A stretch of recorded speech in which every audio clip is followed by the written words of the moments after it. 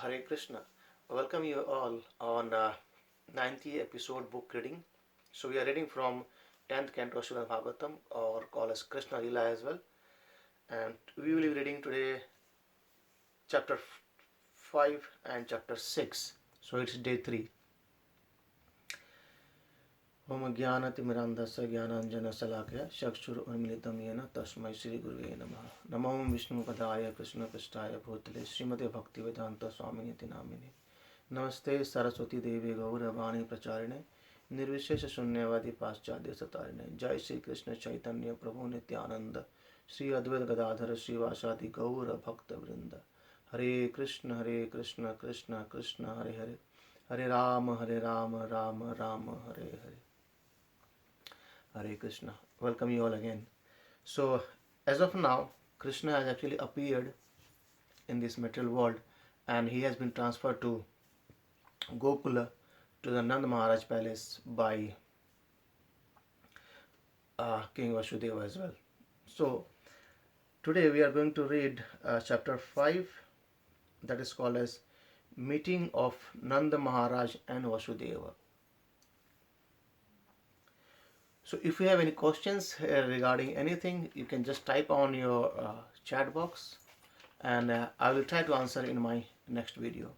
And please don't forget to share with your friends so that they can know this knowledge as well. And as I told earlier, the mood is to read 90 chapters before Janmashtami 2020. So let's read chapter 5 today. The purport or overview of the chapter 5 is given by His Divine Grace A.C. Bhaktivedanta Swami Srila Prabhupada.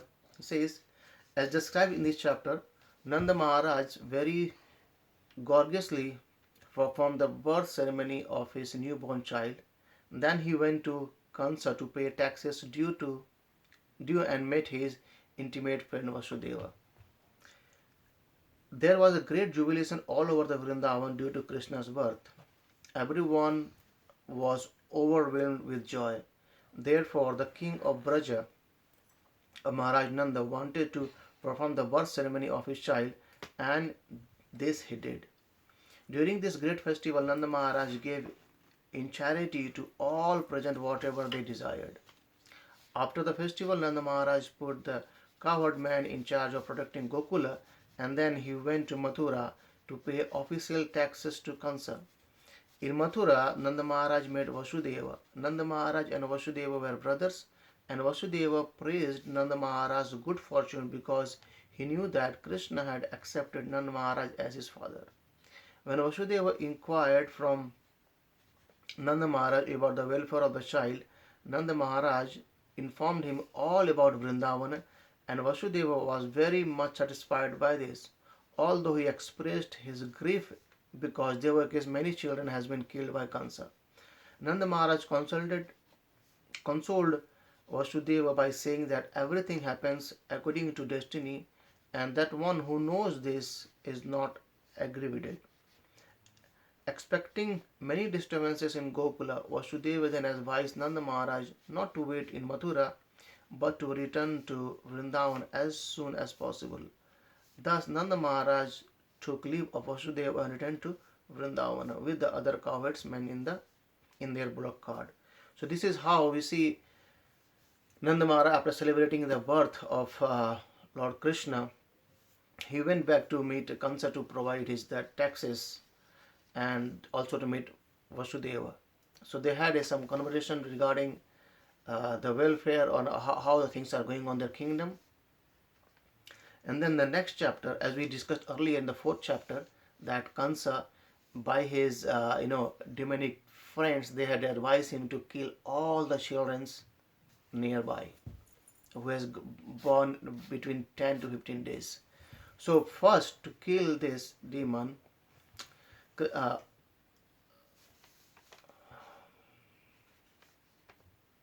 the chapter 6 here starts with the killing of the first demon, that is Pūtanā.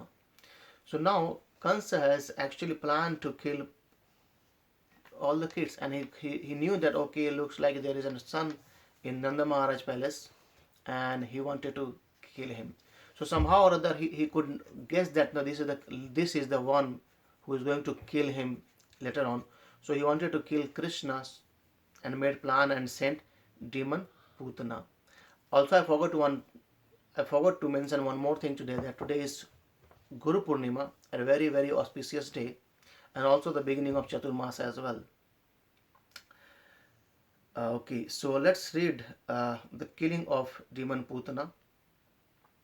A summary of this sixth chapter is as follows. When Nanda Mahārāja, following the instruction of Vasudeva, was returning home, and he saw a great demonic woman lying on the road, and then he heard about her death. So Nanda Mahārāja was not present there when Pūtanā came and tried to kill Krishna. While Nanda Mahārāja, the king of Braja, was thinking about Vasudeva's words concerning disturbances in Gokula, he was a little afraid and sought shelter at the lotus feet of Sri Hari. Meanwhile, Kansa sent to the village of Gokula a Rakshasi named Pūtanā, who was wandering here and there, killing small babies. Of course, wherever there is no Krishna consciousness, there is the danger of such Rakshasis. But since the Supreme Personality of Godhead himself was in Gokula, Pūtanā could expect nothing there but her own death. So one day Pūtanā arrived from outer space in Gokula, the home of Nanda Mahārāja, and by displaying her mystic power, she assumed the disguise of a very beautiful woman. Taking courage, she immediately enters Krishna's bedroom without anyone's permission. By the grace of Krishna, no one forbade her to enter the house or the room, because that was Krishna's desire. The baby Krishna, who resembled a fire covered by ashes, looked upon Pūtanā and thought that he would have to kill this demon, the beautiful woman. Enchanted by the influence of Yoga Maya and the personality of Godhead, Pūtanā took Krishna upon her lap, and neither Rohini nor Yashoda objected.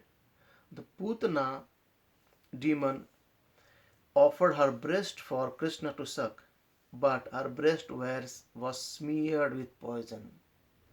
So just imagine the planning of Pūtanā how to kill Krishna. Just by feeding small baby, she wanted to kill Krishna. So the child Krishna therefore squeezed Pūtanā's breast so severely that in unbearable pain she had to assume her original body and fell on the ground. Then Krishna began playing on her breast just like a small child, and when Krishna was playing, the gopis were pacified and took the child away to their own lap. After this incident, the gopis took precautions because of the attack of the Rakshasis. Mother Yashoda gave the child her breast to suck and then laid him on bed. Meanwhile, Nanda and his associates, the cowherd men, returned from Mathura, and when they saw that the great dead body of Pūtanā, they were struck with wonder. Everyone was astonished that Vasudeva had foretold this mishap, and they praised Vasudeva for his power of foresight. The inhabitants of Braja cut the gigantic body of the Pūtanā into pieces, but because Krishna had sucked her breast, she had been freed from all sins. And therefore, when the cowherd men burned the pieces of the body on the fire, the smoke filled the air with a very pleasing fragrance. Ultimately, although Pūtanā had desired to kill Krishna, she attained the Lord's abode. For these incidents, we gain the instructions that if one is attracted to Krishna somehow or other, even as an enemy, one ultimately attains success. What then is to be said of devotees who are naturally attached to Krishna in love? When the inhabitants of Braja heard about killing of Pūtanā and the welfare of the child, they were very much satisfied. Nanda Mahārāja took the baby Krishna on his lap and was filling with satisfaction. So here Prabhupada tried to explain here that even if we are attracted to Krishna, even as an enemy, we get liberated. And what to speak if we are attracted toward Krishna with love. So that is how we end day 3 or episode 6 today. Thank you for being with me. And if you have any questions, you can actually type on the chat box and I'll try to answer later on. So please subscribe and share with your friends so that we continue reading all stories by stories. And also one more thing, Srila Bhaktivinoda Thakur actually he explained that this Pūtanā, Pūtanā is actually a representation of pseudo guru. So we should be very much cautious about pseudo gurus. Okay, thank you. Hare Krishna. Srila Prabhupada ki Jai.